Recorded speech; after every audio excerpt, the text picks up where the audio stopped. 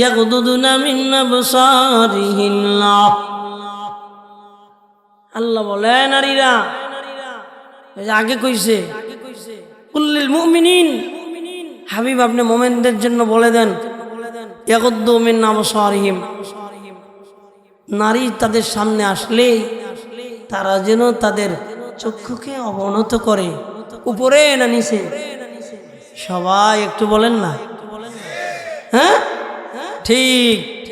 এবার নারীকে কয় ওয়াকুল্লিল মুমিনাত ইয়াগদুদনা মিন আবসারিহিন্না ওয়া ইয়াহফাযুনা ফুরুজাহুন্না ওয়া লা ইউবদিনা যিনাতাহুন্না।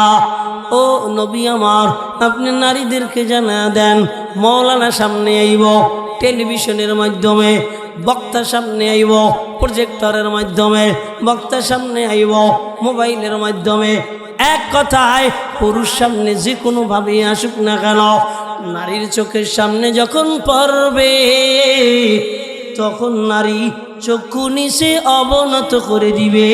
এর নামই হলো গুনাহ থেকে বেঁচে থাকা। চিল্লা এখন ঠিক কিনা?